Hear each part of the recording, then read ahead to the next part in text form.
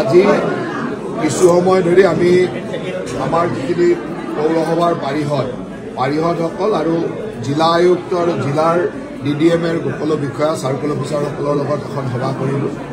কাৰণ আপোনালোকে দেখিছে যে পানী হৈও আছে আৰু হোৱাৰ সম্ভাৱনাও আছে।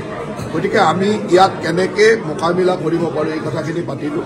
যোৱা সময়ত আমাৰ বিভিন্ন ঠাইত ৰিলিফ মেটেৰিয়েল দিয়া হৈছে, কিন্তু ৰিলিফ মেটেৰিয়েলবিলাক সময়মতে পোৱা নাই বা কিবা ক'ত অসুবিধা হৈছিলে। যেতিয়া মই বিভিন্ন ঠাইত ঘূৰিলোঁ, ৰিলিফ সম্পৰ্কে বিভিন্ন ধৰণৰ কথা আমাৰ ওচৰত আহিছিল। সেই গোটেই কথাখিনি আজি চালি জাৰি চালোঁ। এতিয়া প্ৰত্যেকগৰাকী পাৰিষদক লগত লৈ আমি এটা সিদ্ধান্ত লৈছোঁ যে আজি সম্পূৰ্ণ ৰিলিফ মেটেৰিয়েল যাতে টাইমলি গৈ পায়।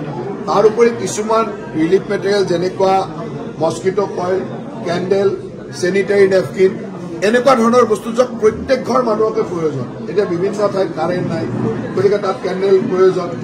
মহ হৈছে, তাত আমি ফগিঙৰ বস্তু পঠাব পৰা নাই, পানী হৈ আছে, গতিকে তাত মস্কিটো কইলে হওক, অন্যান্য বেলেগ বেলেগ চেনিটাৰী নেপকিন হওক, বেবী ফুড হওক, কাৰোবাৰ ঘৰত বাচ্চা আছে বেবী ফুড দিব পৰা নাই, এই ধৰণৰ বস্তুবিলাক ইমিডিয়েটলি পঠাবলৈ নিৰ্দেশনা দিছোঁ যে সকলো ঘৰতে যাতে এই ধৰণৰ সকলো বস্তু পাব পাৰে। এইবাৰ ৰিলিফৰ ক্ষেত্ৰত এটা বস্তু আমাৰ চকুত পৰিছিল যে ৰিলিফ লৈ যাবৰ কাৰণেও ৰাস্তাবিলাক নোহোৱা হৈ যায়।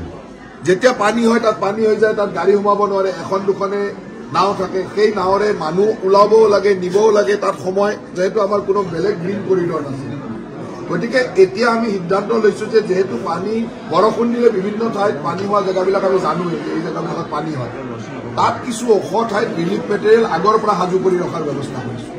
এতিয়া আজি মই নিৰ্দেশনা দিছোঁ যে যেনেকুৱা যে অনিল নগৰৰ ভিতৰত, তৰুণ নগৰৰ ভিতৰত তৎক্ষণাৎ গৈ মানে পানী হৈ যোৱাৰ লগে লগে ৰিলিফৰ গাড়ীখন যাব নোৱাৰে বা ৰিলিফৰ গাড়ীখন যাওঁতে অসুবিধা হয়।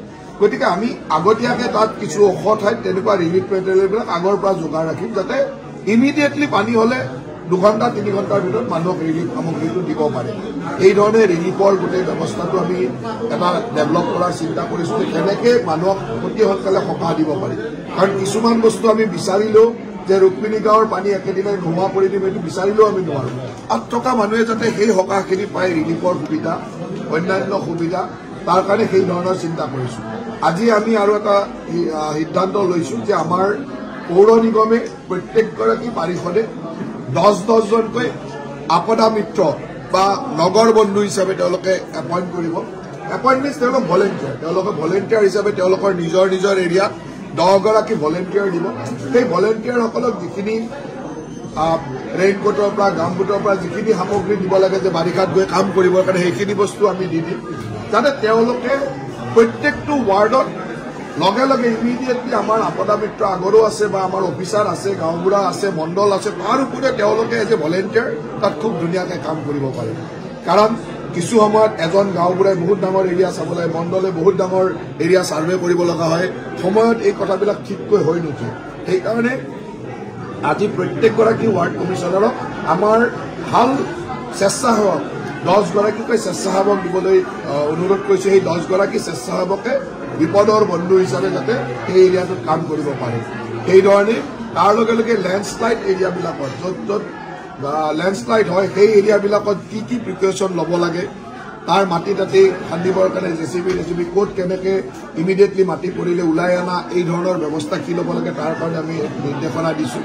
তাৰ উপৰি আপোনালোকে জানে যে যোৱা পৰহি আমাৰ গুৱাহাটীত 5 গৰাকীকৈ ব্যক্তিৰ মৃত্যু হৈছিলে। প্ৰতিগৰাকী ব্যক্তিৰ নিকটাত্মীয়লৈকে আমি 4 লাখ টকাকৈ দিম। আজিয়ে এই চেক তৈয়াৰ কৰা হৈছে, ৰেডি কৰি দিয়া হ'ল। তেওঁৰ নিকটাত্মীয় প্ৰত্যেকগৰাকীক আমি 4 লাখ টকাকৈ দিম প্ৰতিগৰাকী ব্যক্তিৰ বিপৰীতে।